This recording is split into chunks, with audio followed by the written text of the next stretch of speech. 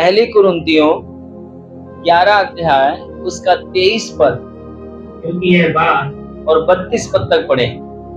क्योंकि यह बात मुझे प्रभु से पहुंची और मैंने तुम्हें भी पहुंचा दी कि प्रभु यीशु ने जिस रात में पकड़वाया गया रोटी ली और धन्यवाद करके उसे तोड़ी और कहा, यह मेरी देह है जो तुम्हारे लिए है, मेरे स्मरण के लिए यही किया करो। इसी रीति से उसने बिहारी के पीछे कटोरा भी दिया और कहा, यह कटोरा मेरे लहू में एक वाचा है, जब कभी पियो तो मेरे स्मरण के लिए यही किया करो। क्योंकि जब कभी तुम ये रोटी खाते और इस कटोरे में से पीते हो तो प्रभु की मृत्यु को जब तक वह ना आए प्रचार करते हो। इसलिए जो कोई अनुचित रीति से प्रभु की रोटी खाए या उसके कटोरे में से पिए वह प्रभु की देह और लहू का अपराधी ठहरेगा। इसलिए मनुष्य अपने आप को जांच ले और इसी रीति से इस रोटी में से खाए और इस कटोरे में से पिए, क्योंकि जो खाते पीते समय प्रभु की देह को ना पहचाने वह इस खाने और पीने से अपने ऊपर दंड लाता है। इसी कारण तुम में बहुत से निर्बल को रोगी है और बहुत से सो भी गए। यदि हम अपने आप को जांचते तो दंड ना पाते, परंतु प्रभु हमें दंड देकर हमारी ताड़ना करता है, इसलिए कि हम संसार के साथ दोषी न ठहरें। बोलो प्रभु यीशु मसीह की हालेलुया। ये जो प्रभु भोज का जो परंपरा है, प्रभु भोज शुरुआत कहाँ से हुआ? यीशु मसीह ने अपने लहू के बारे में, अपने शरीर के बारे में प्रभु यीशु मसीह ने यहाँ पर सिखाया, बताया है। पुराने नियम में भी हम इसके विषय में देख पाते हैं, नए नियम में भी हम इसके विषय में देख पाते हैं। तो इस वचन को आप ध्यान से सुनेंगे, निश्चय आप समझेंगे और उन आशीषों को आप प्राप्त करेंगे जो मिस्र से इस्राएली लोग जब आजाद हुए थे तो पता है उस समय उनको कौन बचाया था? याद है आपको? जब मूसा ने बोला कि इस मिस्र में जितने भी लोग हैं सबके पहलौठे मर जाएंगे, तब मिस्र जो इस्राएली लोग थे उनके बच्चे, उनका परिवार कैसे बचा था?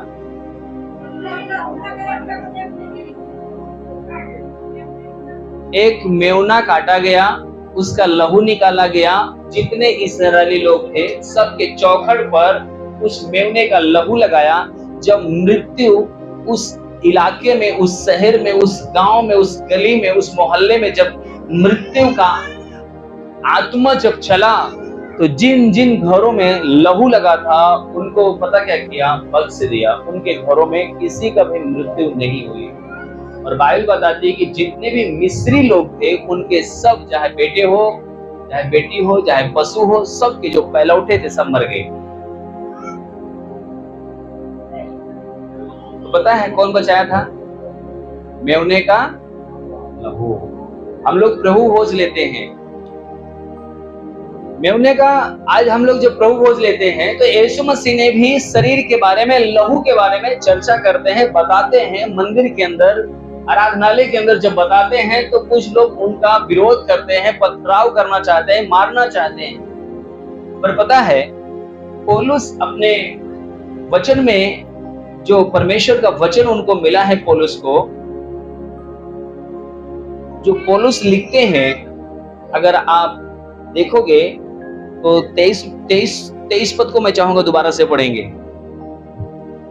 क्योंकि यह बात मुझे प्रभु से पहुंची और मैंने तुम्हें भी पहुंचा दी कि प्रभु यीशु ने जिस रात में पकड़वाया गया रोटी ली और धन्यवाद करके उसे तोड़ी और कहा, यह मेरी देह है जो तुम्हारे लिए है, मेरा स्मरण के लिए यही किया करो। बस क्या लिखा हुआ है? मुख्य बात प्रेरित पौलुस बताते हैं, जो मुख्य बात है, जो सच्ची बात है, जो मुख्य बात है, उन बातों को पौलुस क्या कहते हैं? ये बातें मुझे किसी व्यक्ति ने नहीं, कोई धर्म गुरु ने नहीं, मेरे अगुवे ने नहीं, ये बातें मुझे किससे मिली है? क्या बता रहे हैं? जोर से नहीं बोल रहे हैं आप लोग। प्रभु से मिली है। आप लोग की आवाज नहीं आ रही है। हालेलुया। पौलुस कहते हैं ये जो शिक्षा है उन्हें सीधे प्रभु से मिली है। अपने पड़ोसी को बोलो, पौलुस बता रहे हैं हमें जो प्रभु भोज की जो शिक्षा है वो सीधा प्रभु से मिली है। जो मैं आपको सिखा रहा हूं, आप जाएंगे पड़ोसी को बताएंगे मेरे पास्टर जी सिखा रहे थे। पास्टर जी का जीवन सही भी हो सकता है, बुरा भी हो सकता है, पर प्रभु यीशु मसीह, इस बाइबल बताती है कि इस दुनिया में कोई भी नहीं है जो प्रभु की तरह सिद्ध हो, निष्कलंक, कोई भी पाप नहीं। बाइबल बताती है कि पौलुस कह रहे हैं ये बातें, ये शिक्षा मुझे स्वयं प्रभु से मिली है। किसी व्यक्ति के बारे में वो नहीं बता रहे, किसी धर्म गुरु के बारे में नहीं बता रहे, किसी आस पड़ोसी के बारे में नहीं बता रहे, या किसी महान गुरु से सीख करके आकर वो प्रचार कर रहे, ऐसा नहीं है। पौलुस हमेशा परमेश्वर के चरणों में बैठना और परमेश्वर के महिमा में रहना। पता है परमेश्वर जब बात करता है, एक मैं भविष्यवाणी को सुन रहा था, एक प्रॉफिट ने एक बहन के विषय में भविष्यवाणी कर रहा था। उसने बोला आपका बेटा मर चुका है, रोने लगी। आपको भरोसा है कि आपको फिर एक बेटा देगा, और आपको भरोसा है और आप इतने साल से प्रार्थना कर रही कि आपको बेटा मिलेगा। वो और रोने लगी। बोले, उसने प्रॉफिट ने बोला परमेश्वर का आत्मा मुझे बता रहा है कि आप अपने बाइबल के पन्ने में आपने अपने बेटे का नाम भी लिखा हुआ है। वो बिलख कर रोने लगी कि मैं इस प्रॉफिट को नहीं जानती, कभी देखी नहीं, कभी सुनी नहीं, और ये मेरे दिल की बात कैसे जान सकता है। मैंने यहां तक अपने पति को नहीं बताया, अपने मास्टर को नहीं बताया। मैंने ये प्रार्थना किया है कि मेरा बेटा तो मर गया है, पर प्रभु मुझे बेटा चाहिए, और मैं उसका नाम लिखती हूँ, उसका कलर लिखती हूँ, उसकी लंबाई लिखती हूँ, सब वो डिटेल में लिख के रखी थी। एक एक बात प्रॉफिट ने क्या किया बता दिया। पता है वो वहीं पर रोने लगी। आपके परमेश्वर के सिवा हमारे एक दूसरे के बारे में कोई नहीं बता सकता। वो महान है, वो आपके बारे में, हमारे बारे में जानता है, और वो पूरे मानव जाति को कैसे जीवन मिलेगा, कैसे उद्धार मिलेगा, कैसे उनको अधिकार मिलेगा, एक एक बात अपने धर्म गुरुओं के द्वारा, नबियों के द्वारा आज परमेश्वर के वचन में लिखा गया, ताकि आज हम उसको सुनकर, सीखकर अपने जीवन में लागू करें, ताकि वो स्वर्गीय किताब जो हमें दी गई है उसकी आशीषों को हम आप प्राप्त कर सके। आपको, हमको प्रभु ने आशीष दी है, पर क्या हम उसे सुनकर अपने जीवन में विश्वास करते हैं, रिसीव करते हैं, ग्रहण करते हैं, उसको अपने जीवन में मानते हैं? अगर हम मानते हैं, सुनते हैं, ग्रहण करते हैं, तो मैं आपको बताऊं वो आपकी आशीष है जो परमेश्वर ने आपके लिए दिया है, कोई भी उसे आपसे छीन नहीं सकता है। हालेलुया। पौलुस इस बात को बताना चाहते हैं। पौलुस को ये बात बताने की क्या जरूरत है? पौलुस कहता है कि आपको भरोसा रखना पड़ेगा, आपको विश्वास करना पड़ेगा। ये बातें किसी व्यक्ति ने नहीं, स्वयं प्रभु ने मुझसे बातचीत की है। हालेलुया। बोलो प्रभु यीशु मसीह की। रोटी प्रभु यीशु मसीह की देह जो है एक प्रतिज्ञा, मतलब एक उसको समझना है कि जो ये रोटी है एक प्रभु यीशु मसीह का देह है। जो हम रोटी खाते हैं, बाइबल बताती है कि यीशु मसीह ने जब अपने चेलों के साथ बैठे पकड़वाने जाने से पहले उन्होंने क्या लिया था अपने हाथ में? एक रोटी ली और कहा ये मेरी क्या है? देह है। मतलब प्रभु वो बताना चाह रहे हैं कि ये जो रोटी है ये मेरी शरीर है। आपको क्या करना पड़ेगा? उसके ऊपर विश्वास करना पड़ेगा, भरोसा करना पड़ेगा। किस लिए? क्योंकि प्रभु हमें एक शिक्षा को दे रहे हैं। ये किसको दे रहे हैं शिक्षा? अपने चेलों को दे रहे हैं। रोटी प्रभु यीशु मसीह ली, मतलब कि यीशु मसीह की देह की मतलब देह दर्शाता है। कटोरा दाखरस उसके लहू का वह प्रतीक है। रोटी यीशु मसीह के शरीर का प्रतीक है, और जो कटोरा था वो यीशु मसीह का लहू का प्रतीक। किसके विषय में बता रहे हैं? पूरा ये मैं आपको एक प्लेटफॉर्म तैयार कर रहा हूं। अगर आप समझ गए ना, मैं आपको बताना चाहता हूं कि आप खुद शैतान को लात मार के आप निकालेंगे और हर एक उस समस्या से, तकलीफ से आप छुटकारा आपको पाके जाएंगे। आमीन। मैं आपके लिए दोबारा पढ़ देता हूं। रोटी प्रभु यीशु मसीह की देह की प्रतीक है, कटोरा अर्थात दाखरस उसके लहू का प्रतीक है। प्रभु यीशु मसीह आगे क्या पढ़ते हैं, मतलब क्या कहते हैं, पढ़िएगा जल्दी से। इसी रीति से उसने प्यारी के पीछे कटोरा भी लिया। इसी रीत से यीशु मसीह ने ब्यारी के पीछे से कटोरा लिया और कहा, उसे ऊपर पढ़िएगा थोड़ा।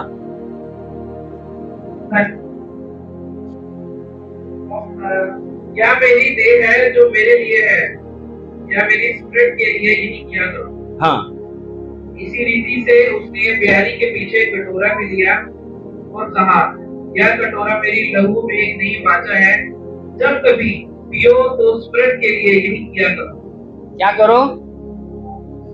ध्यान सुनना। अगर आप ध्यान से सुनेंगे तो आपको समझ में आएगा। प्रभु यीशु मसीह ने रोटी लिया, दाखरस लिया और बोला, ये रोटी ये मेरे शरीर का प्रतीक है और ये दाखरस ये मेरे लहू का प्रतीक है। और वो कहता है 25 में कहता है, इसी रीत से उसने ब्यारी के पीछे, मतलब पढ़िएगा। इसी रीति से उसने प्यारी के पीछे कटोरा भी लिया और कहा, यह कटोरा मेरे लहू में नई वाचा है। ये कटोरा मेरे लहू में, जोर से बोलो, नई। अपने पड़ोसी से हाथ मिलाकर बोलो, ये नई वाचा है। उसको हिला के बोलो, ये नई वाचा है। नई वाचा के बारे में समझा रहा है। हम पुराने वाचा को तो सुने हैं, पर नई वाचा के बारे में हमने नहीं सुना है। नई वाचा के बारे में आपने सुना तो है, पर उसको सही से समझा नहीं है। यीशु मसीह कह रहा है, ये लहू और ये शरीर मेरा नई वाचा है। नया क्या है? पुराना वाचा क्या था, पता है कि नहीं?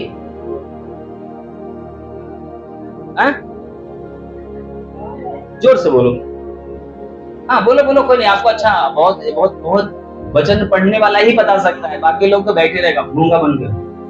बोलो बहन, बोलो। जो करे शर्म उसका खुल जाए किस्मत।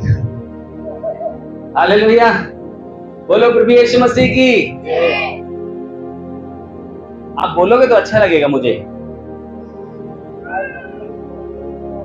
जरूरी है आपको समझना। अगर आप नहीं समझते, मेरा प्रचार करना बेकार होगा।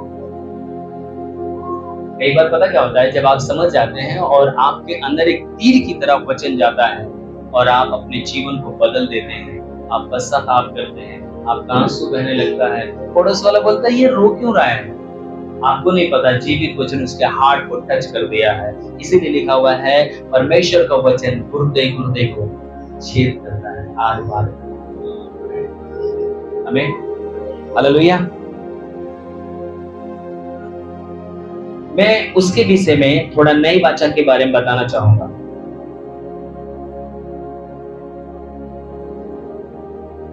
कटोरा मेरे लहू में नई वाचा है। यह कटोरा अंगूर के रस है, दाखरस को दर्शाता है, जो यीशु का लहू, यीशु का लहू को प्रतीक बताता है। नई वाचा का अर्थ है परमेश्वर और मनुष्य के बीच नया संबंध, जो यीशु के बलिदान के द्वारा स्थापित हुआ।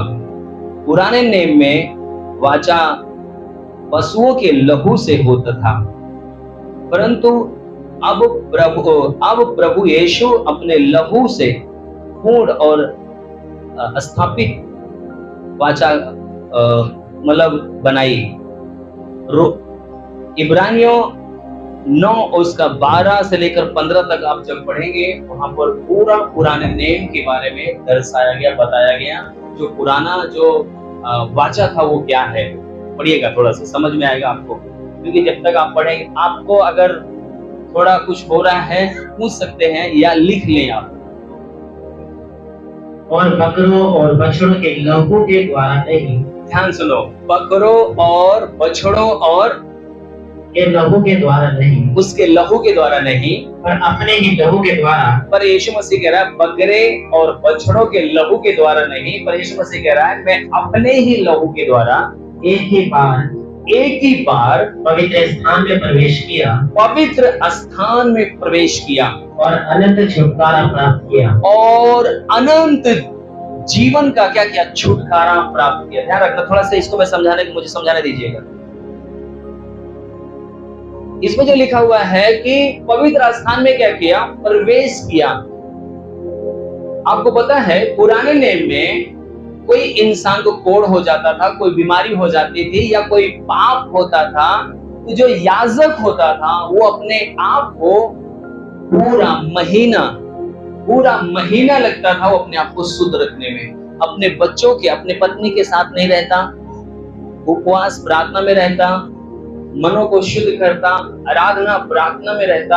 आप एक हफ्ता यहाँ पर 3 दिन के लिए जो प्रार्थना हुआ था यहाँ पे, तो मैं आपको बताऊं बहुत से लोग एकदम आत्मा से भरा हुआ, उनके चेहरे पे उनकी सोच सब कुछ बदल चुका था। तो सोचो, 1 महीना याजक अपने आप को शुद्ध करता है और उस परम स्थान पे, उस पवित्र वेदी पर जाने के लिए, परमेश्वर के पवित्र स्थान पे जाने के लिए पता क्या करते थे, वो अपने कमर के अंदर रस्सी बांधते थे, उनके पैरों में घुंघरू बांधा जाता था। जब वो मेमने का लहू लेकर किसी व्यक्ति के लिए, जैसे मान लीजिए कि एक ये व्यक्ति है और ये व्यक्ति का जो पाप है, कोई मेमना है, बकरा या भेड़, उस भेड़ के ऊपर याजक क्या करता था, उसका हाथ रखाकर प्रार्थना करता था। इस व्यक्ति का जितना भी पाप श्राप है सब इस मेमने के ऊपर है, और इस मेमने का क्योंकि कीमत चुकाना, पाप की मजदूरी क्या है, मृत्यु है, और इसकी कीमत चुकाने के लिए उसका गला काटा जाता, चढ़ाया जाता था, और उसका लहू लेकर याजक जो कमर में रस्सी बना हुआ है, जो पैर में घुंघरू पहना हुआ है, वो डरते थरथराते हुए उस वेदी पे जाता था जहां पर परम स्थान में जो पवित्र स्थान था, उस पे लहू रखता था और दुआ करता था कि प्रभु इस व्यक्ति को माफ करें, इसकी बीमारी को खत्म करें, इसकी कोढ़ को शुद्ध करें, इसके पाप को क्षमा करें। और परमेश्वर जब उसे ग्रहण करता, वो व्यक्ति शुद्ध हो जाता था। अगर वो व्यक्ति वहां पर कोई पाप किया या किसी भी प्रकार से कोई भी उससे गलती होती, वो व्यक्ति वहीं पर मर जाएगा। वो याजक क्या होगा, वहीं पर मर जाएगा। और जब वो मर जाएगा तो कोई अगर उसके लाश को लेने के लिए जाएगा, वो भी मर जाएगा।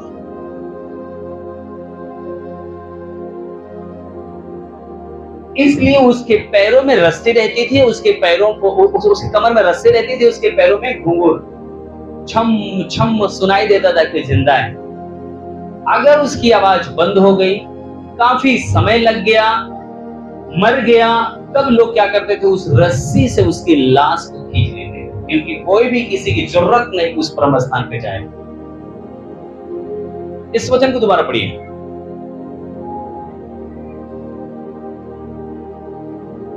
और बकरों और बछड़ों के लहू के द्वारा नहीं, पर अपने ही लहू के द्वारा, पर अपने ही, यीशु मसीह अपने ही लहू के द्वारा एक ही बार पवित्र स्थान में प्रवेश किया, एक ही बार पवित्र स्थान में प्रवेश किया, और अनंत छुटकारा प्राप्त किया। और कौन सा, अनंत छुटकारा। एक थोड़ा सा और सिखाऊंगा आपको। अगर कोई इंसान पाप करता था, तो जो मेमने का लहू होता था, वो लहू के द्वारा उसके पाप को ढांका जाता था। मान लीजिए अगर आप सबको ये दिख रहा है तो बहुत अच्छी बात है, ये पाप है किसी व्यक्ति का, और इसको क्या करेगा, ये कि ऐसे ढांक देंगे। क्या हो गया? ये ढक गया। पाप है, ढका हुआ है। उस मेमने के बलि चढ़ी है, उसके लिए कीमत चुकाई गई है, इसलिए व्यक्ति क्या है? इसको रिलीफ है, आराम है। पर यीशु मसीह कहता है वो अनंत छुटकारा। अनंत छुटकारा का मतलब है कि यीशु ने क्या किया? पूरी रीत से क्या कर दिया? उसको साफ कर दिया।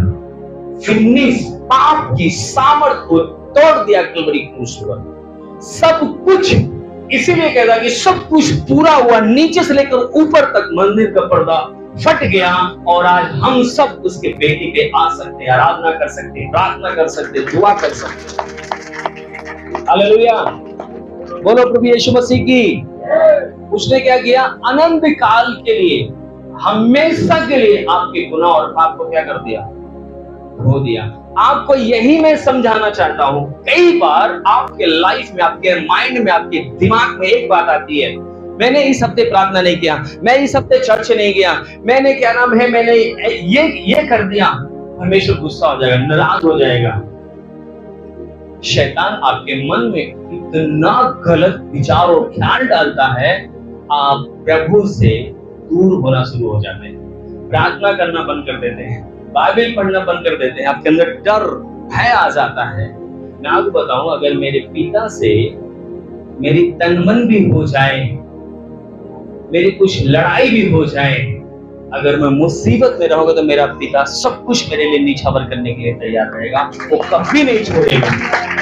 आप अपने माइंड से निकाल दीजिए कि आपसे कोई गलती हुई है, अपने दिमाग से निकाल दीजिए कि आपने प्रार्थना नहीं किया, अपने माइंड से निकाल दीजिए कि आपका परमेश्वर आपसे नाराज है। वो नाराज नहीं है, वो आपका इंतजार कर रहा है कब आप आएंगे और कब पश्चाताप करेंगे और कब वो आपको गले लगा ले, कब आपको वो चूमे, कब आपसे वो प्यार करे। आपको दर्द में, आपको बीमारी में, आपको समस्या में वो नहीं देखना चाहता। हालेलुया, बोलो प्रभु यीशु मसीह की। अपने पड़ोसी बोलो, प्रभु आपसे प्यार करते हैं, वो आपको हमेशा के लिए छुटकारा दिए। बोलो, आप पृथ्वी के नहीं, स्वर्ग और पृथ्वी के परमेश्वर का वारिस है। किसके वारिस हैं आप? स्वर्ग और पृथ्वी के जो परमेश्वर है उसके आप वारिस हैं। इसीलिए कहता है स्वर्ग का, पृथ्वी का सारा अधिकार हमें दिया गया है। वो अधिकार मैं किसको देता हूं? अपने बच्चों को, अपने बेटा बेटियों को। जब यीशु मसीह ने अधिकार दिया तो क्या किया? वो लोग कैसे चल रहे थे पता है? सीना फुला के चल रहे थे, झुक के नहीं चल रहे थे। अगर आप मुझे कब्रिस्तान में भी लेगा देंगे तो मैं आपको बताऊं, वो दुष्ट आत्मा छोड़कर उस स्थान को भाग जाएंगी। क्यों? क्योंकि मेरे अंदर वो जीवन रहता है जो संसार से बड़ा है। आप वो दीपक हैं जो अंधकार आपसे भागेगा। कोई ऐसा अंधकार नहीं बना है जो आपको ढांक दे, क्योंकि आप वो जीवन है और वो स्वर्ग से मिला है आपको। आमीन, हालेलुया, बोलो प्रभु यीशु मसीह की। आगे हम पढ़ते हैं, क्योंकि जब बकरों और बैलों का लहू और कलोर की राख का अपवित्र लोगों पर छिड़का जाना जी शरीर की शुद्धता के लिए उन्हें पवित्र करता है। किसके लिए? पुराने नियम का राख और लहू, और ये सब शुद्धता के लिए थी। आगे तो मसीह का लहू, मसीह का लहू, जिसने अपने आप को सनातन आत्मा के द्वारा, इसको थोड़ा ऊपर से पढ़िए दोबारा से। क्योंकि जब बकरे और बैलों का लहू और कलोर के राख का अपवित्र लोगों पर छिड़का जाना, अपवित्र मतलब पापी के लोगों के ऊपर छिड़का जाना और शरीर की शुद्धता के लिए आपकी समस्या, आपकी तकलीफ, बीमारी के लिए वो सारी चीजों को छिड़का जाता था कि आप क्या हो जाए? स्वतंत्रता को पाया। इसको ध्यान रखना कि किसके बारे में बातचीत चल रही है? बकरे और क्या नाम है, बैल, बछड़े, समझ रहे? कलोर के राख, इसके द्वारा लोगों को क्या होता था? शुद्धता मिलती थी। ये पुराने नियम का है, ध्यान रखना, इसको समझना है आपको। आमीन, आगे बढ़िए। उन्हें पवित्र करता था और तो मसीह का लहू, पर मसीह का लहू जिसने अपने आप को सनातन जिसने अपने आप को सनातन आत्मा के द्वारा परमेश्वर के सामने अपने मतलब कि परमपिता परमेश्वर के सामने निर्दोष चढ़ाया। तुम्हारे विवेक को, तुम्हारे बुद्धि को, तुम्हारे विवेक को मरे हुए कामों को क्यों ना शुद्ध करेगा। आमीन। आपको समझ में नहीं आया? बताना चाह रहा है कि बकरे का लहू और क्या नाम है, बैल का लहू, कलोर का राग, ये सब लोगों को शुद्ध करता था। पर बाइबल बताती है कि यीशु मसीह किसी पुरुष के द्वारा नहीं, परमेश्वर के पवित्र आत्मा के द्वारा मरियम के गर्भ में आया, एक कुंवारी के गर्भ में। क्योंकि अगर मैं एक पापी व्यक्ति हूं तो मैं मेरा जो बच्चा जन्म लेगा वो पापी ही जन्म लेगा। यीशु मसीह किसी पुरुष के द्वारा नहीं, परंतु बाइबल बताती है कि पवित्र आत्मा के द्वारा मरियम गर्भवती हुई और उसके द्वारा एक बेटा उत्पन्न हुआ, वो यीशु, जो पवित्र, उसके डीएनए में किसी पिता का डीएनए नहीं था, वो परमेश्वर के पवित्र आत्मा के द्वारा जो पैदा हुआ, वो शुद्ध, वो पवित्र लहू, जानवर का लहू नहीं था, वो मतलब किसी कोई राख नहीं थी, वो यीशु स्वयं जो शुद्ध और पवित्र था, उसने बलिदान किया। उसके गुनाह से, मतलब उसके लहू से आपके सारे विवेक, आपके पाप, आपके गुनाह, सब कुछ क्या करे, शुद्ध कर दे। आमीन, हालेलुया, बोलो प्रभु यीशु मसीह की। आज प्रभु भोज है, मैं उसके विषय में उसकी खासियत बताना चाहता हूं, उसको समझाना चाहता हूं कि जो प्रभु भोज है वो है क्या चीज, आखिर में है क्या, आप उसको कैसे लेते हो, क्यों लेते हो, आपको नॉलेज करना है क्या है वो। आप 1 रुपए की टिकिया, 2 रुपए, 1 रुपए की जो गोली आप खाते हो, आपके शरीर के अंदर छोटा से वो पूरे शरीर का दर्द निकालता है। आपको पता है जो यीशु का लहू है, जो यीशु का शरीर है, वो आपको पूरी रीति से फ्री करता है, हर एक पाप से, गुनाह से, श्राप से शुद्ध करता है। आपका जो रिश्ता है शारीरिक नहीं, सर्वशक्तिमान परमेश्वर के साथ जोड़ता है। आप उस परमेश्वर की संतान बनते हैं। इस पृथ्वी पे जितनी भी आत्माएं हैं वो सब आपके पांव के नीचे हैं, क्योंकि आपका जो अधिकार है वो स्वर्ग और पृथ्वी का है, क्योंकि जो पिता का है वो पुत्र का है। कितने पुत्र हैं यहाँ पे, ताली बजाएं। हालेलुया।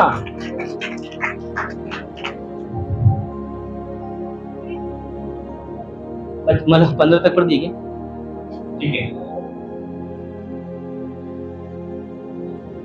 यह किया करो जब कभी पियो, ये मेरे स्मरण के लिए, याद के लिए किया करो। प्रभु यीशु ने यह आज्ञा दी कि विश्वासियों को बार बार प्रभु भोज लेना चाहिए। कब लेना चाहिए? अच्छा एक बात बताओ, बाइबल में कहीं सिद्धांत है?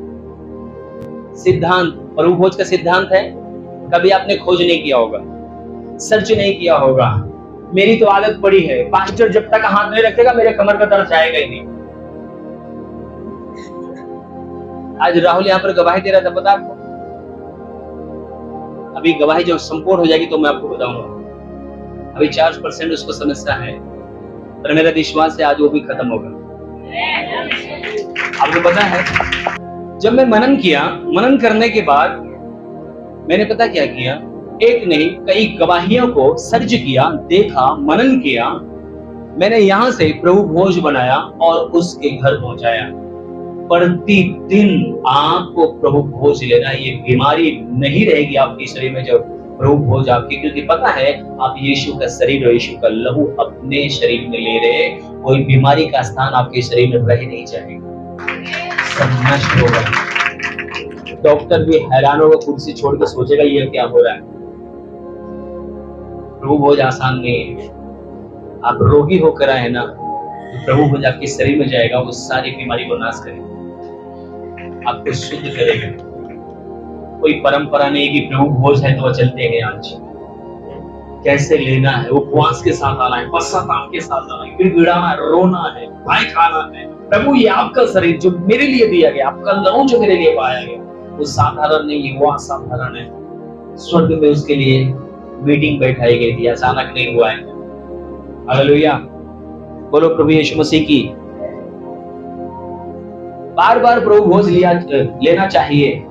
इसका उद्देश्य यीशु के बलिदान का, यीशु के बलिदान को याद करना, उसके प्रेम और कृपा के लिए धन्यवाद देना, अपने जीवन की आत्मा जांच, अपने जीवन की मतलब अपने प्रतिदिन जीवन में क्या है, अपने आत्मा को जांचना है। आमीन। मैं आपको अगले उसमें ले चलता हूं जहां पर अभी हम लोग थे 23 में, पहली कुरिन्थियों में हम लोग 25 पद पढ़े थे ना? नहीं 25 पढ़े थे। 25 पढ़िए दोबारा से। इसी रीति से हाँ, उसने प्यारी के पीछे कटोरा भी लिया और कहा ये कटोरा मेरे लहू में नई वाचा है जी। जब कभी पियो तो मेरे स्मरण के लिए यही किया करो, मेरे याद के लिए यही किया करो। क्योंकि जब कभी तुम ये रोटी खाते और इस कटोरे में से पीते हो तो प्रभु की मृत्यु को जब तक वह ना आए प्रचार करते हो। इसलिए जो कोई अनुचित रीति से प्रभु की रोटी खाए या उसके कटोरे में से पिए, वे प्रभु की देह और लहू का अपराधी ठहरेगा। इसलिए मनुष्य अपने आप को जांच ले और इसी रीति से इस कटोरे में से खाए और इस कटोरे में से पिए। 26 को पढ़िए, 26 दोबारा पढ़िए। क्योंकि जब कभी तुम ये रोटी खाते, जब कभी तुम ये प्रभु भोज लेते हो और इस कटोरे में से पीते हो, तो प्रभु की मृत्यु को जब तक वह ना आए प्रचार करते हो। हाँ, ये चीज आपको पॉइंट को समझना है। जब कभी इस कटोरे में से लेते हो और इस दाखरस इस प्याले में से लेते हो, तब उसके मृत्यु का क्या करते हो आप? जोर से बोलो, क्या करते हो? प्रचार किसका किया जाता है?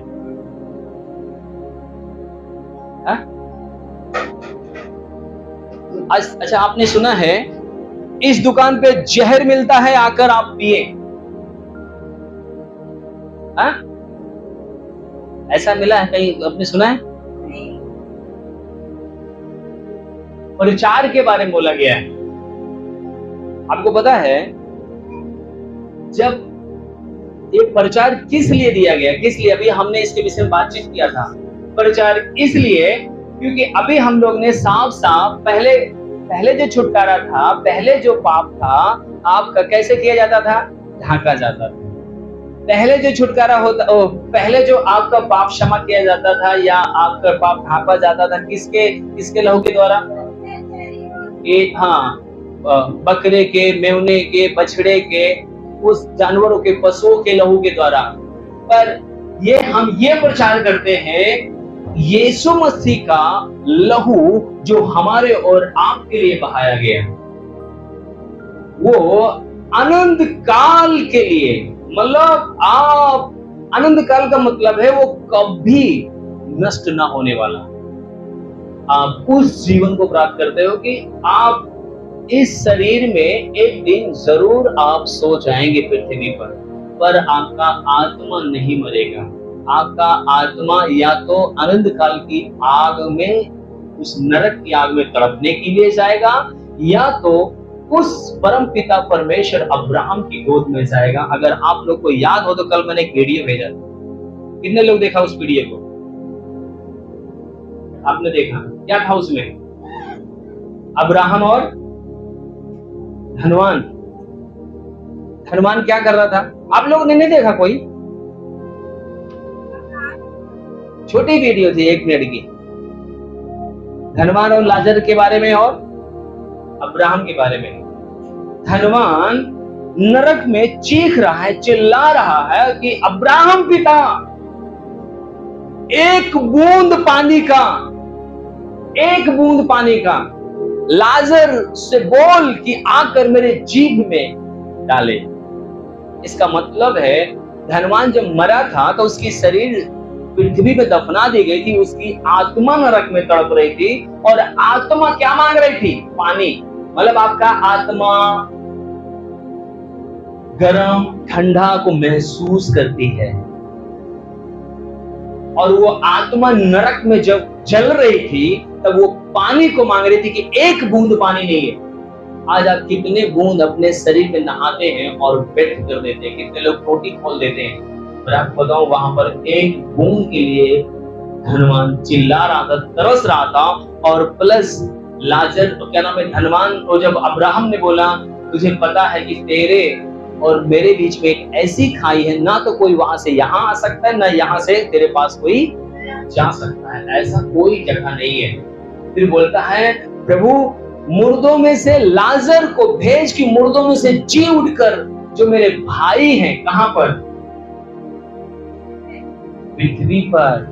वो जब मुर्दों में से जी उठकर जब लाजर जाएगा और बोलेगा परमेश्वर ने मुझे भेजा है कि तुम परमेश्वर के वचन पे विश्वास करो, मन फिराओ, तो विश्वास करेंगे क्या? उस जो नरक में तड़पता हुआ व्यक्ति, वो अपने घर वालों की पता क्या कर रहा है? एक बड़ी चिंता कर रहा है कि स्वामी अब्राहम पिता, आप मेरे भाइयों के लिए परमेश्वर के वचन का बता दो कि परमेश्वर के वचन को सुनकर वो विश्वास करें, पश्चाताप करें, पाप से, गुनाह से, बुराई से मन फिरा ले, ताकि वो मेरे जैसे नरक में न तड़पे और वो बच जाए। जैसे लाजर आज आपकी दाहिनी ओर बैठा हुआ, आपकी गोद में बैठा हुआ है, प्रभु मैं चाहता हूं कि मेरे भाई बच जाएं। हालेलुया। पता है अब्राहम ने क्या बोला? बोला ये संभव नहीं है कि मुर्दों में से कोई जाए। परमेश्वर का वचन आज जीवित को परमेश्वर चुनता है और जीवित के जमीन पर जीवित के द्वारा प्रचार करता है।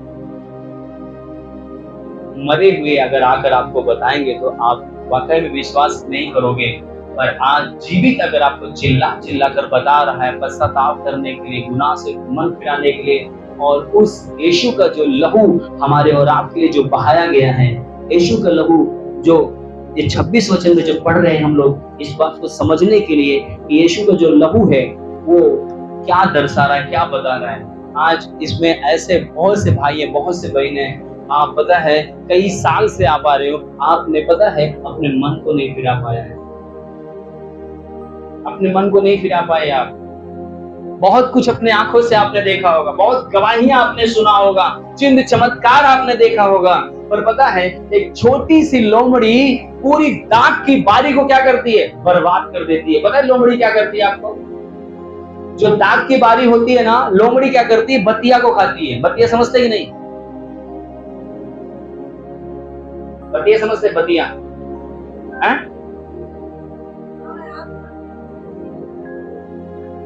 मैं समझाऊं? आपने ककड़ी बोया, खरबूजा बोया, जो फूल आता है, फूल के गिरने के बाद क्या होता है? छोटा से फल आता है, उसको हम बतिया बोलते हैं, शुरुआत का फल। बतिया मतलब बच्चा।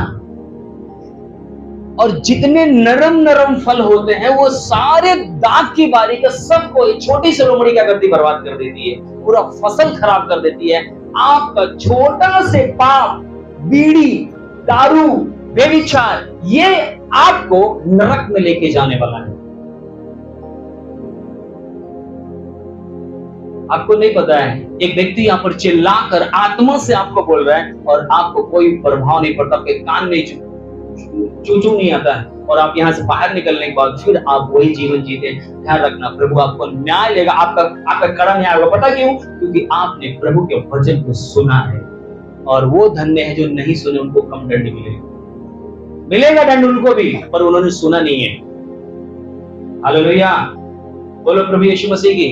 कुछ लोग बोलते हैं यार पास्टर ताना मारता है। ताना नहीं मारता, बाइबल बताती सिखाने वाले की डांट जीवन का मार्ग है, ताड़ना देता। अगर आपका बच्चा पढ़ने नहीं जा रहा तो आप उसको डंडे मार दो, थप्पड़ मारते। क्यों मारते हो आप? किस लिए मारते हो आप उसको ताड़ना दे रहे हो, नहीं पढ़ेगा तो मार लूंगा। आप उसके भलाई के लिए उसको ताड़ना दे रहे हो, भलाई के लिए थप्पड़ मार रहे हो, ताकि वो कुछ जो मैंने हरवाही की है, मैंने फड़ुआ चलाया, मैंने लेबरगिरी की है, मेरा बच्चा मेरे से अच्छा काम करे, ऊंचे पोस्ट पे जाए, इसलिए आप अपने बच्चे को आप डांटते और मारते हैं। हालेलुया। प्रभु आज अपने दास के द्वारा आपको चिल्ला चिल्ला कर बोल रहे हैं, अब मेरे कोई सगे संबंधी नहीं है, प्रभु आपका पिता है, आपसे प्यार करता है, इसलिए बोल रहे हैं। यीशु के लहू के द्वारा हम सब भाई बहन हो गए, हम एक देह हो गए, कलीसिया हो गए। यीशु मसीह कलीसिया से बात करता है। अगर आप बोलो कि पास्टर मुझसे बात करता है, भूल जाना, परमेश्वर अपने बच्चे से बात करता है। आमीन। मैं हो सकता है आपको मेरा शब्द बुरा लगे कि मैंने बोल दिया आप मेरे सगे संबंधी नहीं है, सही में हमारा खून का रिश्ता नहीं है, पर यीशु के लहू के द्वारा हम भाई बहन हैं। हम अपने सगे संबंधी से ज्यादा एक दूसरे के लिए प्यार करते हैं, दुआ करते हैं और एक साथ रहते हैं। आमीन जी। यहाँ पर जैसा मतलब कहा गया, इसको पढ़िएगा आगे थोड़ा से 27 का 26। क्योंकि जब कभी तुम ये रोटी खाते, जब कभी ये रोटी खाते और इस कटोरे में से पीते हो, तो प्रभु की मृत्यु को जब तक वो ना आए क्या करते हो? मैं आपको बताऊं, जब आप प्रभु भोज लेते हैं, जब आप रोटी लेते हैं, जब आप पश्चाताप करते हैं, जब आप गुनाह से मन फिराते हैं, पाप से मन फिराते हैं, परमेश्वर की तेज आपके ऊपर आता है, परमेश्वर का अनुग्रह आपके ऊपर आता है, परमेश्वर की आशीष आपके ऊपर आती है। आप आत्मा में बढ़ते हैं, आप शरीर में आशीषित होते हैं, आप धन में आशीषित होते हैं, आप आत्मा में आशीषित होते हैं। शैतान डाउन होने लगता है और आप ऊंचाई पे जाते हैं और आप एक गवाह बनते हैं, यीशु के लहू के द्वारा मैं आशीषित होने पाया हूं। हमें जब आप यही रोटी लेकर, यही प्रभु भोज लेकर जब आप पाप करते हैं, आप गुनाह करते हैं, तो पता क्या करते हैं? आप दंड लाते हैं। दंड का मतलब है जब किसी को दंड दिया जाता है तो दंड का भी सजा दिखाई देती है। किसी को आप मारते हो तो चोट दिखाई देता है, किसी को सजा मिलती है तो पता है वो यहाँ नहीं जेल के अंदर होता है, यहाँ उसको कीमत चुकानी पड़ती है। कई मसीह आप हम कई लोग ऐसा हैं जो प्रभु भोज लेते हैं और पाप करते हैं और वो दर्द में चलते हैं, बीमारी में चलते हैं, वो क्लेश में चलते हैं, वो कमी घटी में चलते हैं, वो हमेशा परेशान रहते हैं। क्यों? क्योंकि आपने उसे प्रभु का आदर नहीं किया। जब वो प्रभु भोज लेकर, उस रोटी को खाकर, उस प्याले को पीकर जब आप आशीषित हो रहे हो, जब आप चंगे हो रहे हो, जब आप बढ़ोतरी की ओर जा रहे हो, जब आप आत्मिक बनते जा रहे हो, तो सोचो जब उसको गलत करोगे तो उसका गलत भी आपके ऊपर आएगा। प्रचार करना, आपका जीवन देखकर लोग, आप जब चलते हो, जब आप बोलते हो, जब आप पहनते हो, जब आप गाते हो, जब आप खाते हो, जब अपने घर में उन आराधना करते हो, आप प्रचार कर रहे हो। आप अच्छे कपड़े पहन के जा रहे हो, आप प्रचार कर रहे हो। आपका सेहत सुंदरता बनी है, आप प्रचार कर रहे हो। बहुत लोग पैसे रखने के बाद, कमाई करने के बाद उनका गाल ढला हुआ है, सुस्के हुए हैं, बीमार हैं, हॉस्पिटल में हैं, समस्या में। क्यों? दंड। जब आप वही चीज आप जब सही तरीके से लेते हैं, आप एक गवाह बनते चले जाते हैं। मैंने बहुत लोगों की गवाही देखा है, बहुत लोग को आशीषित हुए देखा है। जब उसको डर के साथ हम लेते हैं, हमारे अंदर आत्मा में परमेश्वर काम करता है। हालेलुया, बोलो प्रभु यीशु मसीह की। मैं इसको बार बार मैं इस चीज बताना चाह रहा हूं। हम प्रचार करते हैं, प्रचार, मैं एक प्रचार कर रहा हूं, इससे भी बड़ा प्रचार। वीरवार को यहाँ पर हमने एक छोटी सी मीटिंग रखा था सीखने के लिए, और आंटी जी यहाँ पर आकर उन्होंने एक गवाही दी अपनी। जब से मैंने प्रभु यीशु मसीह को जाना, मैंने अपना मन फिराया, बपतिस्मा लिया, और हमने डर भय के साथ परमेश्वर के साथ बनी रही, परिवार के साथ ईमानदारी से प्रभु के साथ बनी रही। और आज मुझे बीमारी से, कर्जे से, स्वास्थ्य में, आत्मा में, हर एक जगह प्रभु ने हमें बढ़ाया। आज गली के लोग, मोहल्ले के लोग, रिश्तेदार इस बात को बोलते हैं, आस पड़ोस के लोग बोलते हैं, लग रहा है बाहर से पैसा इनके पास आता है, ये ईसाई बन गए। बाहर से नहीं आ रहा है, प्रभु की अनुग्रह आपके ऊपर खुल चुकी है, आपके बिजनेस में आशीष आ गया है, आपके ऊपर उसका सौदा, उसकी तेज आ चुका है, आपके ही बिजनेस में, आपके ही नौकरी में, आपके ही घर से, आपके ही कनस्तर से, आपके ही खेल से धारा बहेगा और आप आशीषित होंगे, क्योंकि खुदावन ईमानदार है। तो खुदावन आपके हृदय को जांचता है, खुदावन आपके हार्ट को जानता है। आप दिखावटी आराधना कर रहे हैं या सचमुच में खुदा के सामने आंसू आपका रियल में बह रहा है। एक एक आंसू जब आपका बहता है, बाइबल बताती है कि वो कुप्पी में रखता है, वो किस लिए बहा है। जब हन्ना, जब वो उसको बाझिल लोग बोल रहे थे, उसके संतान नहीं थे, जब हन्ना रो रही थी, याजक भी नहीं समझ पाए ये क्यों रो रही है। याजक कहता तो मदिरा पी रखी, तो दारू पी रखी है। पता है उसका आंसू परमेश्वर ने देखा, उसके गर्भ को खोला और उसे सामूएल एक बेटा देकर उसे आशीष दिया। आपका आंसू आपका परमेश्वर देखता है, आपका पश्चाताप आपका परमेश्वर देखता है, आपकी सच्चाई आपका परमेश्वर देखता है। आप परमेश्वर के सामने नौटंकी नहीं कर सकते। वो आपका उठना बैठना जानता है, आपके मन में जो चल रहा है उसको जानता है। आप परमेश्वर के सामने नौटंकी नहीं कर सकते। हालेलुया। वो इसीलिए उसका वचन कहता है वो घूर पर से उठाता है, शुद्ध मन वाले परमेश्वर को देखेंगे।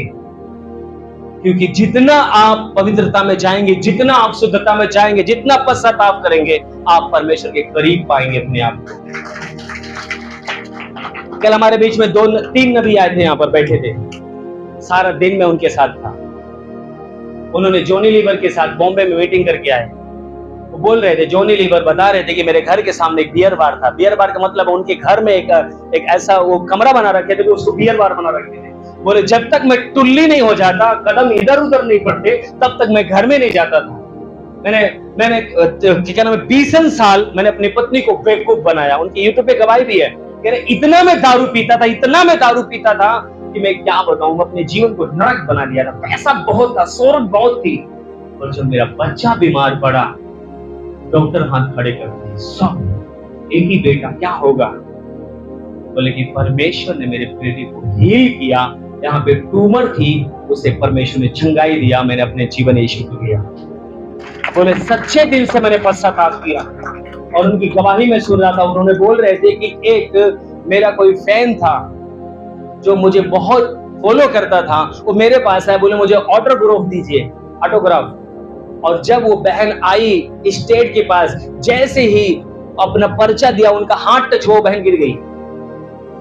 दूसरा आई उसको पकड़ने के लिए, उनको टच, वो भी गिर गई।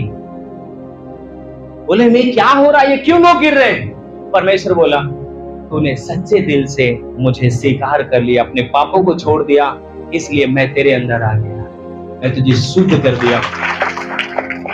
यीशु का लहू आपको शुद्ध करता है, आपको रोगी रहने नहीं देगा, आपको कर्जे में रहने नहीं देगा, आपको बीमारी में रहने नहीं देगा, रोने वाला जीवन नहीं देगा। ध्यान रखना, यीशु सर उठाकर चलने वाला जीवन देगा। आमीन, हालेलुया। बोलो प्रभु यीशु मसीह की। आपकी गवाही, आप जब चलते हैं ना,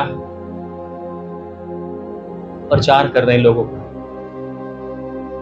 मैं रिश्तेदारों के लिए, अपने गांव के लिए, अपने मोहल्ले के लिए मैं एक बड़ा जीवित गवाह हूं, मैं एक प्रचारक हूं। सिर्फ मैं के लेकर प्रचार नहीं, मेरे जीवन से लोग कहते हैं कि हाँ इसका जीवन बदल चुका है, इसके परिवार आशीषित हो चुके हैं। हालेलुया। बोलो प्रभु यीशु मसीह की। अपने पड़ोसी को बोलो हम प्रचारक बनेंगे, स्वभाव में, बोली भाषा में, अपनी कामयाबी में हम प्रचारक बनेंगे। आमीन। क्या प्रचार करेंगे? यीशु का लहू,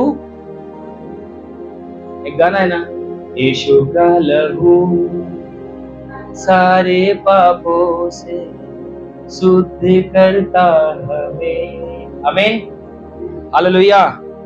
बोलो प्रभु यीशु मसीह की। आगे लिखा हुआ है अनुचित रीत से लेने की चौकसी करना। चौकसी, तो अनुचित रीत से लेने की चेतावनी। प्रभु आपको चेतावनी दे रहा है। क्या दे रहा है? अनुचित रीत से लेने में आपको परमेश्वर चेतावनी दे रहा है कि आप अनुचित रीत से प्रभु भोज नहीं लेना। अच्छा एक बात बताओ, हम बत्तीसवा जो नहीं लिया है उसको प्रभु भोज हम क्यों नहीं देते? मुझे बताओ। जो 32वां नहीं लिया है हम उसको प्रभु भोज क्यों नहीं देते? इसका मतलब है उसने मन, अगर हम उसको प्रभु भोज देंगे तो वो दंड पाएगा, वो बीमारी में जाएगा, वो समस्या में जाएगा, वो तकलीफ में जाएगा, क्योंकि उसने मन को। इसीलिए हम किसी को जबरदस्ती 32वां भी नहीं देते हैं जब तक आप न कहें कि मैं अपने मन को फिराता हूं और मैं प्रभु को अपना उद्धार मुक्तिदाता करके स्वीकार करता हूं, यीशु मसीह ही प्रभु है। तो आपका पुराना जीवन मर जाता है और आप मसीह में नया जीवन जीते हैं। सारी शक्तियां जो अंधकार की है वो आपके पांव के नीचे आती है और आप अधिकार के साथ चलते हैं। आमीन। बाइबल बताती है पतरस ने जब प्रचार किया, लोगों ने एक नहीं, दो नहीं, 100 लोग नहीं, 200 लोग नहीं, 3000 लोगों ने मन फिराया। 3000 लोगों को एक दिन में 32वां दिया। कितने अच्छे लोग थे कि उन्होंने अपने गुनाह पापों से मन फिरा लिया। प्रभु आज मैं अपना जीवन आपको दे रहा हूं, ये पाप का जीवन नहीं चलता। एक गाना है, 4 दिन की जिंदगी है, 2 दिन की है ये जवानी, 4 दिन की जिंदगी ये कट जाएगी, ऐसा कुछ है मेरे मोबाइल में है। 4 दिन की जिंदगी ये कट जाएगी, पर मरने के पहले ये सोच लो कि आप जाएंगे कहां। आपको पता है कहां जाएंगे आप? यीशु मसीह ने बोला मैं तुम्हारे लिए कहां जा रहा हूं? जगह तैयार करने। तो जब मैं आऊंगा तुम्हें, यीशु मसीह भजन संहिता में क्या बोला? आग उसके आगे भस्म करती जाएगी, चारों ओर आंधियां चलेगी अपने। तब उस समय प्रभु कहेगा मेरे भक्तों को मेरे पास इकट्ठा करो। हालेलुया, बोलो प्रभु यीशु मसीह की। ठीक है, मैं थोड़ा सा और आपको आगे पढ़िएगा थोड़ा सा भैया, इसलिए 27 से लेकर 30 तक। इसलिए जो कोई अनुचित रीति से, हाँ, जो कोई अनुचित रीत से प्रभु की रोटी खाए या उसके कटोरे में से पिए, वह प्रभु की देह और लहू का अपराधी ठहरेगा। ध्यान रखना, क्या ठहरेगा? अपराधी को क्या मिलना चाहिए? आप समझ रहे हो? क्या आप सजा लेना चाहते हैं या क्षमा? तो आपको कैसे लेना चाहिए प्रभु भोज? ध्यान से सुनिए, मैं आपको बताना चाहूंगा। बिना पश्चाताप के लेना, पाप में रहना। अगर बिगर पश्चाताप को अगर आप लेते हैं, पाप में रहते हुए लेते हैं, इसे साधारण भोजन के समान ना समझें। प्रभु का बलिदान का आदर करना। यहां पर प्रभु बताना चाहता है कि जब आप बिगर पश्चाताप को आप लेते हैं तो पता कैसे ले रहे हैं? पाप में ले रहे हैं। अगर पाप में अगर आप ले रहे हैं, अगर पाप में अगर आप लेते हैं तो पता क्या कह रहे हैं? आप प्रभु के देह को साधारण रूप में समझ रहे हैं, एकदम साधारण, कुछ भी नहीं है उसमें। यीशु मसीह मेरे लिए कुछ भी नहीं किया, मरा जिया नहीं, कुछ नहीं। अगर आप बिगर पश्चाताप के लेते हैं तो आप पाप में हैं और पाप की मजदूरी मृत्यु है। जब आप इसे पश्चाताप करके लेते हैं तो आपके जीवन में अगला वचन को पढ़िएगा, ऐसा करने वाला प्रभु की देह और लहू का अपराधी ठहरता है। मतलब अगर आप ऐसा करते हैं, प्रभु के बलिदान का अनादर करते हैं, तो ऐसा करने वाला प्रभु की देह का, उसके लहू का अपराधी ठहरता है। आपने यीशु मसीह को मारा नहीं, आपने यीशु मसीह को सताया नहीं, आपने यीशु मसीह को दंड नहीं दिया, आपने यीशु मसीह को क्रूस पर नहीं चढ़ाया, परंतु आप उसका अपराधी ठहरते हैं। और यीशु मसीह को, एक धर्मी व्यक्ति को दंड देने वाला, सोचो कि उसकी सजा कैसी होगी। हालेलुया। आप जाग रहे हैं क्या? बोलो प्रभु यीशु मसीह की। अभी आप थोड़ा से जान आ रहा है। मैं आपको बताना चाहूंगा, जब आप उसे अपने हृदय में स्वीकार करेंगे तब। और 29 में कहता है, जो प्रभु की देह है को नहीं पहचानता, यानी उसके बलिदान को महत्व नहीं समझता, वह अपने ऊपर दंड लाता है। अभी ये सारी चीजें उसी में जा रही है। हालेलुया। ये गंभीर है, इसलिए मैं आपको समझाना चाहता हूँ, बताना चाहता हूँ। क्यों कलीसिया को बार बार सिखाया जाता है, क्यों आपको बताया जाता है, क्यों प्रचार किया जाता है, क्यों घंटों घंटों हम माथापच्ची करते हैं आपका। हालेलुया। बोलो प्रभु यीशु मसीह की। आगे 30 पद में, इसी कारण तुम में बहुत से निर्बल और रोगी हैं, और बहुत से, ध्यान से सुनिए, बात मत करिए। अभी हमने क्या क्या बोला? पाप में बिगर पश्चाताप, यीशु का लहू, यीशु का शरीर, जब हम उसको हल्के में लेते हैं, चलो कोई नहीं, हम पाप करते, झूठ बोलते, गाली देते, विचार करते, बीड़ी पीते, दारू पीते, हम परमेश्वर के पवित्र मंदिर को गंदा करते, सब ले रहे हैं। अगर मैं नहीं लूंगा, अरे ये भी 32 वाला क्यों नहीं ले रहा है, लोग मुझे पापी समझेंगे, चलो मैं भी ले लेता हूं। मैं भी ले लिया, मैं भी जाके बैठ गया। पता क्या किया आपने? क्या लिखा हुआ, पढ़िए। इसी कारण तुम में बहुत से निर्बल। अगर ऐसा कुछ लोग करते हैं तो कह रहा है, प्रभु यीशु मसीह कह रहा है, बहुत से लोग निर्बल। निर्बल मतलब समझ रहे हैं? कमजोर। मसीह में कितने साल से हैं? सनातन से 10 साल से हैं। और मेरे बाबा दादा प्रभु में आए थे। भाई साहब, आप कितने भी साल से हैं, अगर आपने प्रभु के लहू का, प्रभु के शरीर का आदर नहीं किया, आपने उनका सम्मान नहीं किया, तो निर्बल का मतलब है कि आपको एक बुखार भी आपको हॉस्पिटल पहुंचा देगा। एक दुष्ट आत्मा पूरे घर को नचा कर रखेगी, आपके बिजनेस को, आपके बच्चे को, आपके पत्नी को, आपके पूरे घर को तहस नहस कर रखेगी। कुत्ते बिल्ली की तरह जीवन हो जाएगा। क्यों पता है? निर्बल है आप। निर्बल का मतलब है कोई भी थप्पड़ मार के जा सकता है, कोई भी। एक ध्यान लग गई ना, ऑपरेशन कराना पड़ेगा। पर आपके पास अधिकार है, यीशु के नाम में मैं श्रापित करता हूं, सूख जाओ, सूख जाएगा।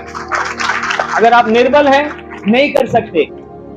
कई बार मेरे पास 2-2 बजे रात फोन आता है, 3-3 बजे रात। अब बताओ, 1 बजे 2 बजे रात अगर मैं प्रार्थना करके सोऊं तो मैं आपका फोन ही नहीं रिसीव कर पाऊंगा। क्यों? आप निर्बल हैं। इसीलिए आप रात, मैं ये नहीं करोगे फोन मत करो। सबसे पहले आप डटो, आप लड़ो। मैं आपके साथ खड़ा हूं, आपको लड़ना है। प्रभु क्या कह रहा है? बहुत से लोग क्या हो गए हैं? निर्बल हो गए। क्यों निर्बल हो गए? क्यों मैं आपको चिल्ला रहा हूं? क्यों मैं आपको समझा रहा हूं? इसलिए समझा रहा हूं कि जब आप प्रभु के देह को आदर के साथ, पश्चाताप के साथ जब आप लेते हैं, तो वही लहू, वही शरीर आपको ताकत में देगा, आपको पवित्रता में लेके जाएगा, आपको आत्मिकता में भरेगा, आपको रोगी से, आपको पूरी रीति से फिट करेगा, आपको आशीषित करेगा। आप बिगर रोग रहेंगे। आमीन। आगे बढ़िए थोड़ा से। इसलिए इसी कारण तुम में बहुत से निर्बल और रोगी हैं, और बहुत से सो भी गए। यदि हम अपने आप, क्या कह रहे हैं? बहुत से लोग निर्बल हैं, बहुत से लोग क्या हैं? थोड़ा आराम से पढ़ो ताकि शब्द लोग समझ सके। बहुत से लोग क्या हैं? निर्बल। निर्बल मतलब मसीह में बहुत दिन से हैं, बहुत दिन से मसीह में हैं। कोई समस्या आई, लड़ नहीं सकते, प्रार्थना नहीं करने वाले हो। क्यों? नशा है, पाप है। और पापी व्यक्ति प्रभु के उपस्थिति में जाना उसको बहुत कठिन होता है, बहुत कठिन।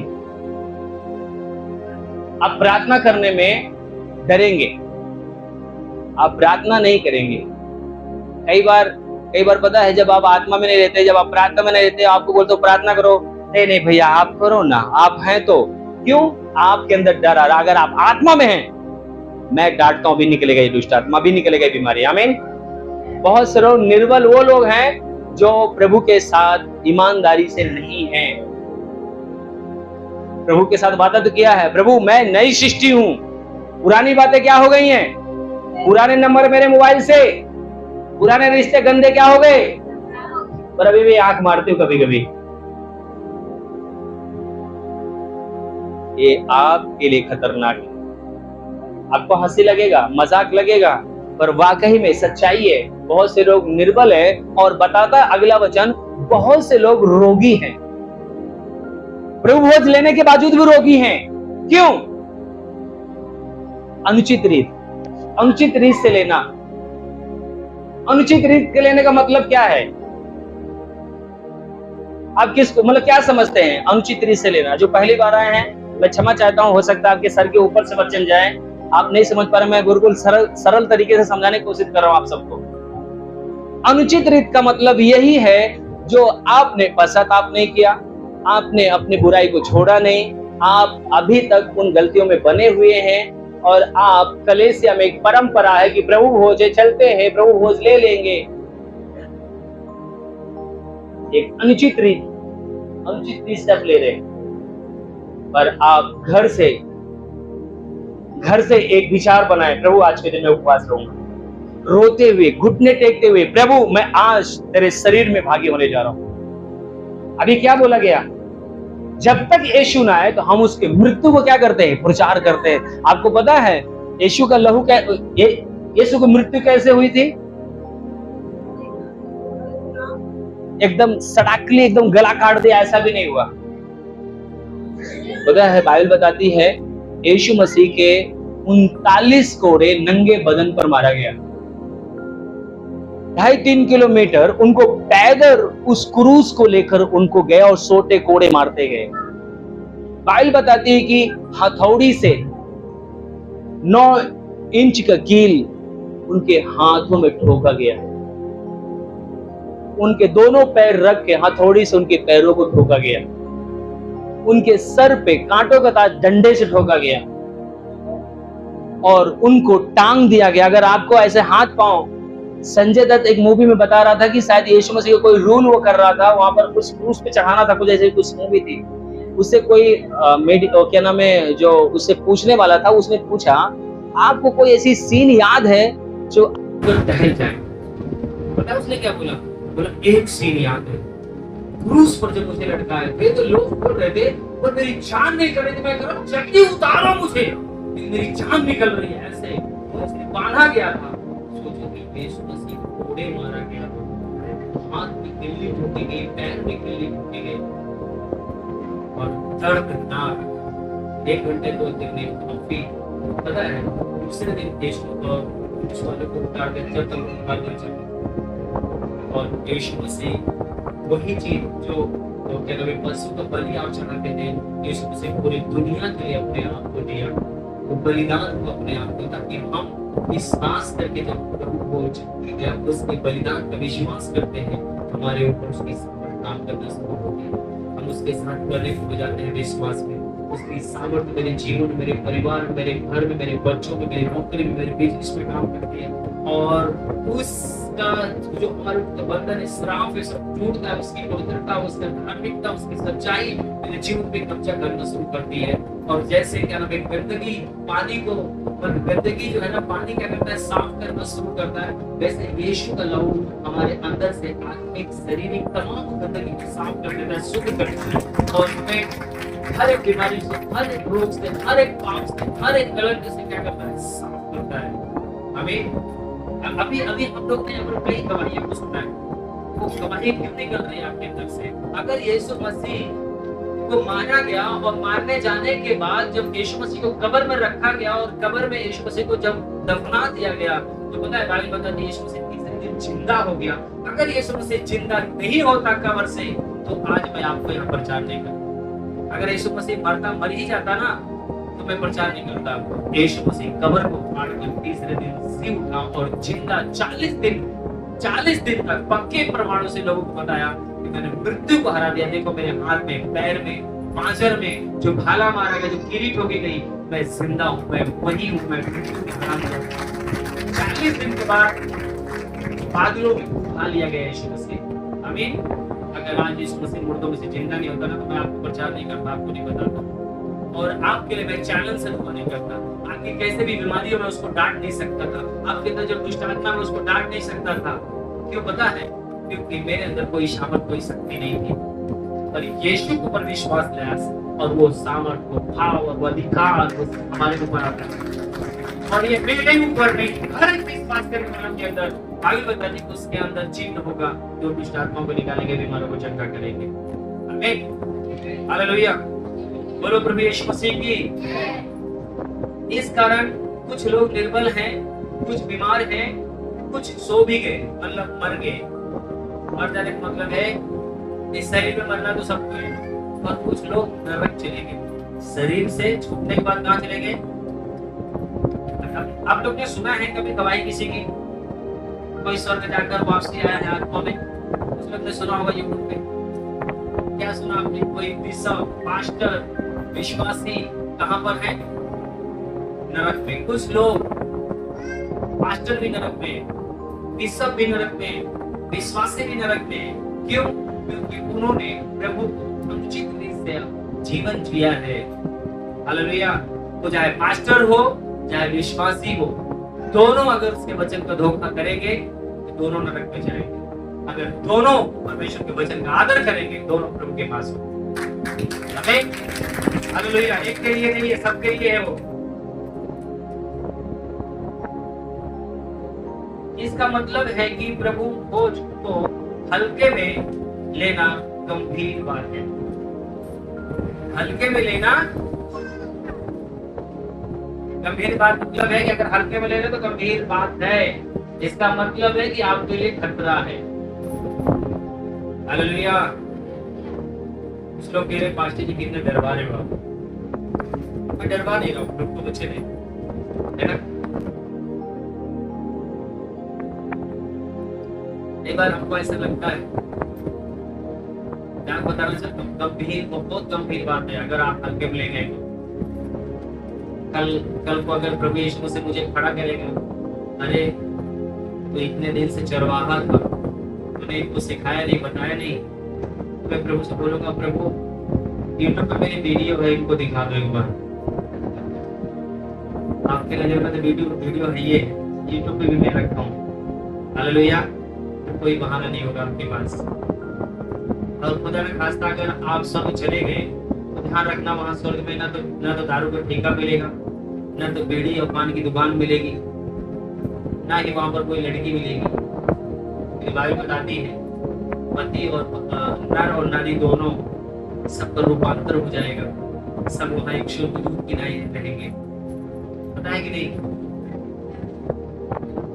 बाइबल बताती है सबका क्या हो जाएगा?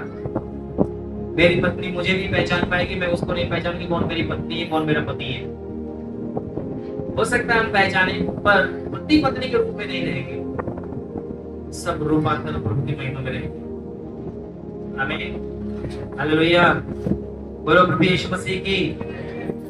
पास्टर जी पूरा भविष्य की बात बता रहे हैं आज, है ना। इसका मतलब है कि प्रभु भोज को हल्के में लेना गंभीर बात है। आत्मा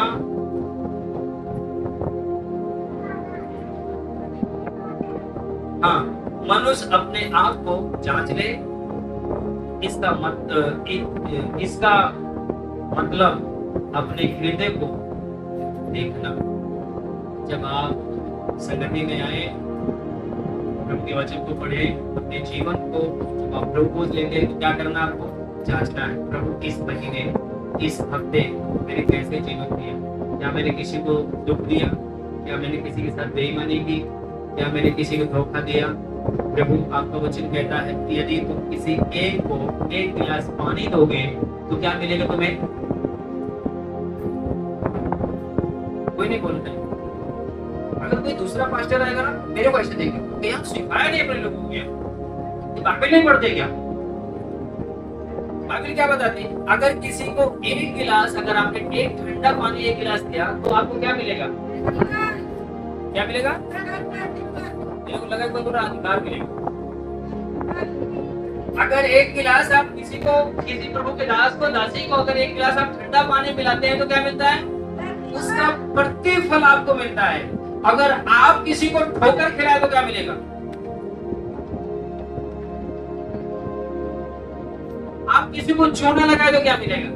आप किसी बहन बेटी के साथ गलत व्यवहार किया तो क्या मिलेगा? आप परमेश्वर के मंदिर को नष्ट किया तो क्या मिलेगा? एक गिलास अगर पानी पिला देते, मैंने बहुत बड़ा काम कर दिया। 10 रुपए किसी अंधे को दे दिया, देख रहा मैंने कितना बड़ा काम कर दिया। प्रतिफल भी सीना चौड़ा होता है। जो आप कर रहे हो उसके लिए क्यों नहीं सोच रहे कि इसका भी फल मिलेगा? ध्यान रखना, ये मैं नहीं, प्रभु का वचन बोल रहा है। एक गिलास जब ठंडा पानी पिलाते हो तब आपका हृदय आनंद से भर जाता है कि मैंने महान काम किया है। 10 का सिक्का अगर किसी को दे दिया अगर लाल बत्ती पे तो आप सीना चौड़ा करते हो। किसी गरीब को खाना खिला दिया अगर आपने तो आप सीना चौड़ा करते हो। पर किसी का जब हक मारते हो, नौकरी मारते हो, किसी का नाश करते हो, बहन बेटी का गलत काम करते हो या अपने मंदिर को नाश करते हो खुदा को, तो सोचो आपके साथ परमेश्वर क्या देगा आपको, उसका भी इनाम मिलेगा। हालेलुया, बोलो प्रभु यीशु मसीह की। आज मैं इसलिए आपको चिल्ला रहा हूँ, इसलिए बता रहा हूँ, परमेश्वर का आत्मा पता है रोता है। अगर आपका बच्चा किसी नाले में गिर जा रहा है तो आप दुखी होते हैं। किसी अच्छा कपड़ा पहना कर आपका बेटा बेटी नाले में गिर जाता है तो आप बहुत दुखी होते हैं, आप परेशान हो जाते हैं। उसके मुंह में अगर थोड़ा कीचड़ चला जाए तो आप परेशान हो जाते हैं, साफ कराते हैं, डॉक्टरी में ले जाते हैं। सोचो कि जो आपको माँ के गर्भ से बनाया है, जो एक एक अंग आपका संवारा है, आपके अंदर एक एक अंग को उसने बनाया है। जब आप अपने जीवन को गलत करते हो, पाप करते हो, पता है जो शैतान जब आपको परेशान करता है तो आपका परमेश्वर रोता है। आपको नहीं पता है वो रोता है आपके लिए, वो तड़पता है। आपको नहीं पता है वो रोता है आपके लिए। आपको पता है इसीलिए तो वो लहू बहाया है।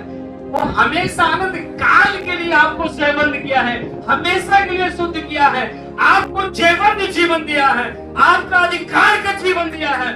उस जीवन को आपको जीना है। शैतान को बोलना है तू मेरे पांव के नीचे है, तू मेरे बच्चों के ऊपर राज नहीं कर सकता, मेरे बिजनेस के ऊपर राज नहीं कर सकता, मेरे शरीर पे राज नहीं कर सकता। मुझे यीशु ने अपने खून से खरीदा है। आमीन।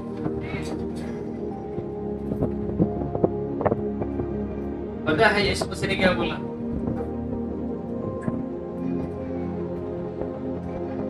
जो धनवान के बारे में, निर्धन के बारे में यीशु मसीह ने बोला, सुई के नाके में से उड़कर निकलना आसान है, तो धनवान को स्वर्ग में जाना पड़ा करके बोला है। पता है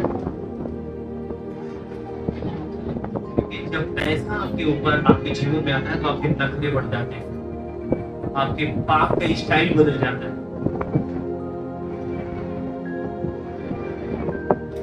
ख्वाहिशें आपकी बदल जाती है, ख्वाहिश बदल जाता है।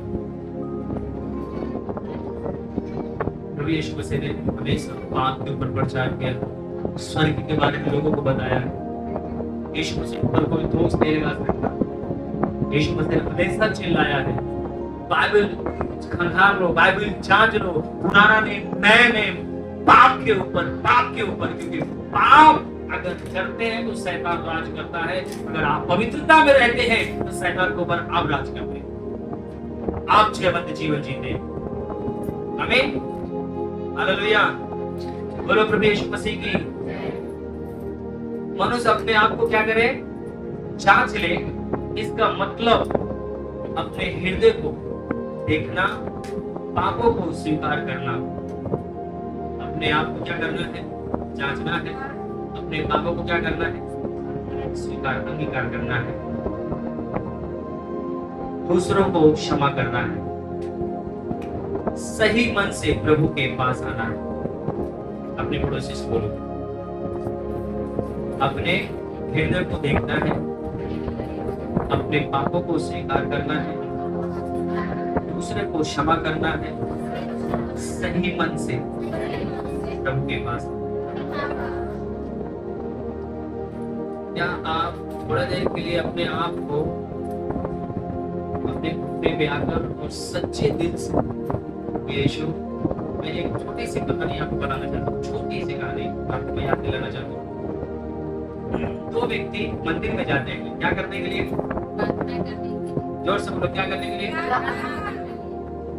एक व्यक्ति प्रभु के सामने प्रार्थना करता है जोर आवाज में, हे परमेश्वर, मैं हफ्ते में 2 दिन उपवास रखता हूँ, मैं अपनी कमाई का 10वां हिस्सा देता हूँ। ये जो मेरे बगल में खड़ा है ना, ये चुंगी लेने वाला पापी के जैसा नहीं हूं मैं। एक प्रार्थना कर चुका।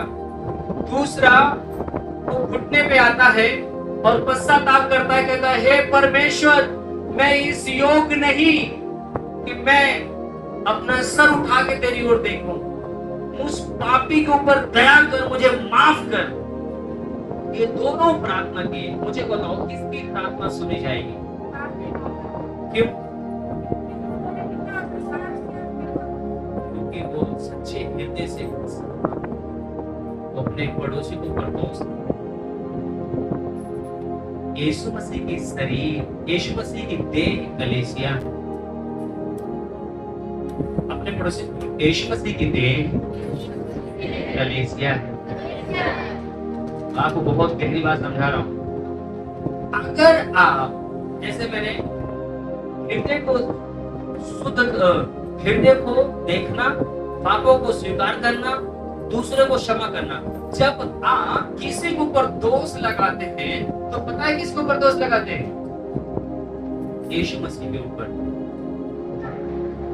अपने पड़ोसी के ऊपर अगर आप दोष लगा रहे हो तो यीशु मसीह की शरीर कौन है? कलीसिया है। और आपका पड़ोसी कौन है? यीशु मसीह की देह है। यीशु मसीह की देह कलीसिया है और आपका पड़ोसी यीशु मसीह की देह है। अगर आप एक दूसरे को क्षमा नहीं करते हैं तो आपका मन शुद्ध नहीं हो रहा है। यहाँ पर प्रभु यीशु मसीह कह रहा है कि अपने मन को शुद्ध करना और अपने पड़ोसी को क्षमा करना है, दूसरे को क्षमा करना है। कई बार क्या होता है, मैं आपको बताऊं, मैं इसलिए बता रहा था कि आप एक बड़े लीडर है, कल हमारे बीच में आए। उनसे कम से कम हमारा 1.5 साल से बोलचाल नहीं था, रिश्ता नहीं था। बड़े लीडर है वो, और उन्होंने मेरे पास फोन किया, मनोज बेटा, मैं जानता हूँ तेरा हृदय शुद्ध है, तो मेरे दृष्टि में बहुत अच्छा लड़का है, मैं तेरे घर आना चाहता हूँ, क्या तू मेरे लिए दरवाजा खोलेगा या बंद करेगा? तो मुझे शाम तक बता। अगर मेरे लिए तेरा दरवाजा खुलता है तो धन्यवाद, बंद होता है तो भी धन्यवाद। प्रभु ने मेरे हृदय में बोला, मैं कितना भी बड़ा हूँ पर मैं अपने आप को छोटा बनाना चाहता हूँ। आज मैं तुझसे इसीलिए फोन किया हूँ, मैं तेरे खाना चाहता हूँ। पता है उन्होंने जो भी मेरे साथ किया या मैंने उनके साथ जो भी गलत किया, मैं जानता हूँ मेरा प्रभु जानता है या वो जानते हैं। पता है मैंने उनको बोला आपका वेलकम है। मैंने अपने पत्नी से पूछा, उन्होंने बोला ठीक है, अगर वो आ रहे हैं अच्छी बात है, आप उनको लाए। वो आए यहाँ पर, परमेश्वर ने जो भी मुझे दिया, मेरा आजाद बच्चा हिमांशु, मनीष, पूरा 4 लोग हम उनकी सेवा में थे, 3 लोग थे। अच्छा से खाना, अच्छा से रहना, हमारे बच्चों ने बहुत उनकी सेवा किया। और वो जाते जाते पता है आंसुओं के साथ मेरे लिए दुआ करके गए और वो बोले, मैं दिल से तुझे आशीष देता हूँ, वो अच्छा लड़का है, तूने मेरा आदर किया, सम्मान किया, क्षमा किया, एक दूसरे को हमने गले लगे, माफी किए, एक दूसरे के लिए प्रार्थना किए। पता है जब हम एक दूसरे को माफ करते हैं, कई बार हम आप पड़ोस में रहते हैं, एक दूसरे को माफ नहीं कर पाते, हम उनके घर का पानी नहीं पीते, हम उनको देखना नहीं चाहते। आपको नहीं पता है, आप जब पिता बनेंगे या पिता हैं या माँ बनेंगे या माँ आपने, जब आपस में आपका 2 बच्चे जब लड़ेंगे ना, तब आपका हृदय फटेगा, तब आपको दर्द होगा कि मेरा बच्चा कैसे अलग एक दूसरे के साथ एक दूसरे कैसे मारने के लिए कोशिश कर रहे हैं। जो हमको आपको बनाया, जब हम आप ऐसा करते हैं उसको तकलीफ हो। जब हम लड़ते हैं तो हमारे हमारे माँ बाप को तकलीफ होता है। जब आपको बनाए, जब हम लड़ते हैं तो हमारे स्वर्गीय पिता को तकलीफ होती है। मेरे प्रिय, हमें माफ करना, हमें क्षमा करना। कुछ भी किया उसने, कहीं मत जाइए, मेरे ऊपर मत जाइए, जो आए थे उनके ऊपर मत जाइए। आप एक ही जगह जाइए, वो यीशु मसीह को देख लीजिए। कल्वरी क्रूस पर यीशु मसीह ने क्या किया? क्या था उनके सर पे? हे परमेश्वर, इन्हें माफ कर, क्योंकि ये नहीं जानते कि क्या कर रहे हैं। जो उनके हाथ में किल्ली ठोके, जो उनको कोड़े मांगे, जो उनको मारते हुए कल्वरी क्रूस तक ले गए, उन सबको यीशु मसीह ने हाथ फैलाकर कहा, प्रभु इन्हें माफ कर, ये नहीं जानते कि क्या कर रहे हैं। प्रभु उनके लिए माफी की दुआ करता है। हम आप कई बार उनके लिए दुआ नहीं करते, उनको बददुआ देते हैं। जब हम किसी को दुआ देते, बाइबल बताती है वो श्राप देता रहा, इसलिए उसके ऊपर क्या गया? श्राप। जब हम आप आशीष देंगे, ध्यान रखना, वो लौट कर एक दिन आपके पास वापस आएगा। जो हम देते हैं वही हम पाते हैं। सुंदर दे, सुंदरता पाएंगे। बेस्ट देंगे, हम बेस्ट पाएंगे। आमीन, हालेलुया। बोलो प्रभु यीशु मसीह की। यहाँ पर प्रभु कहता है दूसरे को क्या करना? क्षमा करना। थोड़ा देर के लिए मैं इस वचन के सामने अपने सर को झुकाना है, इस वचन के लिए अपने आप को समर्पण करना है।